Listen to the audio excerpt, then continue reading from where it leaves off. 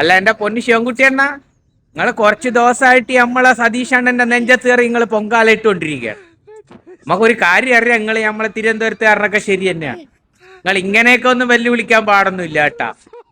നിങ്ങൾ നമ്മളെ സതീഷ് അണ്ണനാ നേമത്ത് വന്ന് മത്സരിക്കാൻ പറ്റുമോ എന്നൊക്കെ നിങ്ങൾ വെല്ലുവിളിക്കണ്. അതിങ്ങനെ രണ്ടുപേർക്ക് ഒരേ സ്ഥാനാർത്ഥിക്ക് അവിടെ വന്നിട്ട് മത്സരിക്കാൻ പറ്റും? ഒന്നീ കോൺഗ്രസ് അല്ലെങ്കിൽ BJP, ഇതിലാരെങ്കിലും കൊല്ലം ഒരാൾക്ക് മത്സരിക്കാൻ പറ്റും? അണ്ണ എന്തിനാ അവിടെ വന്നിട്ട് സതീഷ് അണ്ണനെ വെല്ലുവിളിക്കണം? സതീഷ് അണ്ണൻ അവിടെ വന്ന് മത്സരിക്കാൻ പറ്റുമോ അണ്ണ? എന്തരണ്ണ നിങ്ങൾ ഇങ്ങനെയൊക്കെ കാര്യങ്ങളൊക്കെ ചോദിച്ചിട്ട് ഈ ആൾക്കാരുടെ മുമ്പിൽ മൂപ്പരെ കൊച്ചാക്കണം? നിങ്ങൾ 3-4 ദിവസം കൊണ്ട് തുടങ്ങിയിരിക്കുകയാണ് മൂപ്പരെ നെഞ്ചത്തിട്ട് ഇങ്ങനെ പൊങ്കാലയിടാം പൊങ്കാലയിടാം പൊങ്കാലയിടാം. ഇതെന്തൊരു നിങ്ങളെ വിചാരം എന്തരെന്നാണ്? ഡാറ്റുകാൽ പൊങ്കാല എന്നാണ്? നിങ്ങൾ ഒരു ദിവസം അയാള് മറ്റേ ആ ഗോൾവക്കറിന്റെ മുമ്പിൽ ഒന്ന് കുനിഞ്ഞ് നിന്ന് വിളക്ക് കൊളുത്തി നിങ്ങൾ പറയണ മുണ്ടഴിഞ്ഞു കഴിഞ്ഞാൽ കാക്കി കളസം കാണും. അത് എല്ലാവർക്കും അറിയാത്.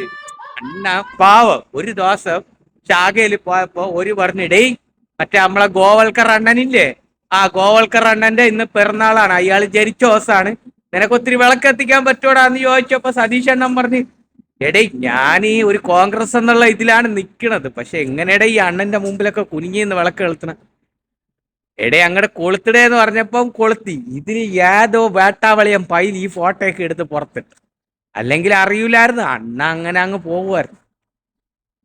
എന്തായാലും അണ്ണ നിങ്ങള് ഇമ്മാതിരി ഒന്നും വെല്ലു വിളിക്കല്ലേ അണ്ണ. എന്തരണ്ണ ഇന്നലെ ആരൊക്കെ ചോദിച്ചിരിക്കണ്, പിന്നെ നിയമസഭയിലിട്ട് തന്നെ നമ്മളെ സതീഷ് അണ്ണന്റെ അടുത്ത് പറയണ്, സതീഷ് അണ്ണന്റെ മുണ്ടഴിഞ്ഞു പോയി കഴിഞ്ഞു കഴിഞ്ഞാൽ കാക്കി കളസം കാണും.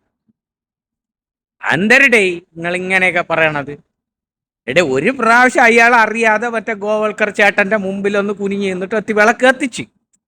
അന്ന് പണ്ട് ചാണകവും ഗോമൂത്രവും എന്നൊക്കെ പറഞ്ഞ് നടന്ന് ആള് ഇപ്പൊ കുറച്ച് മാറിയിക്കണേ എന്ന് പറഞ്ഞ് ഇങ്ങനെ വെല്ലുവിളിക്കണ്ട കേട്ടാ. അല്ലെങ്കിൽ ഇങ്ങക്ക് ഒത്തിരി കുറച്ച് കൂടി വരെയാണ് കേട്ടാ.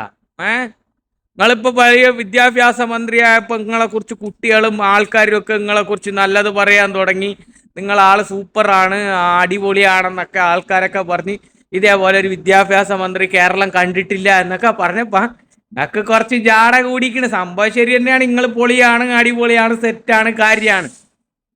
നമ്മൾ അദ്രബിനെ പോലെയൊന്നും അല്ല പുസ്തകം ഓണം ഇന്ന് താമസിച്ചു വേണ്ടാണ് പുസ്തകം വരാൻ വൈകിയത് എന്നുള്ള ഡയലോഗോ അമ്മാരി പരിപാടികളൊന്നും ഇല്ല.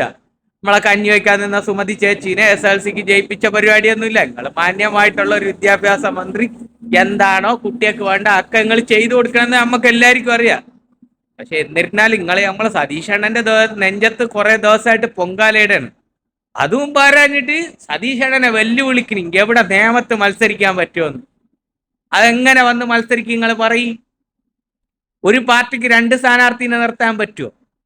അപ്പൊ നിങ്ങൾ ചോദിക്കും പാർട്ടിയാന്ന്. കോൺഗ്രസും BJP-ക്കാരും എങ്ങനെ നിർത്തും അവർ 2? സതീഷ് അണ്ണൻ നിന്നാ പിന്നെ ഒരു ജയിച്ച തന്നെയല്ലേ? സതീഷ് അണ്ണന്റെ വോട്ടുകൂടെ അവർക്ക് കിട്ടൂലേ? അപ്പൊ അമ്മാതിരി വെല്ലുവിളിയൊന്നും വേണ്ട നമ്മളെ അണ്ണന്റെ അടുത്ത്. പണ്ടൊത്തിരി പോലെ മറ്റേ ആ ഗോവൽക്കറിന്റെ മുമ്പിൽ എത്തി പോലെ കുനിങ്ങിന്ന് വിളക്ക് കൊളുത്തിയെന്ന് പറഞ്ഞിട്ട് നിങ്ങൾ എല്ലാരും കൂടെ അയാളെ നെഞ്ചത്തൊന്നും കയറണ്ട. നമ്മൾ സമ്മതിച്ചേരൊന്നുമില്ല. എന്തായാലും സതീഷ് അണ്ണ നിങ്ങൾ ധൈര്യമായിട്ട് മുന്നോട്ട് പൊയ്ക്കോളി. ലക്ഷം ലക്ഷം പിന്നാലെ, ലക്ഷം ലക്ഷം പിന്നാലെ.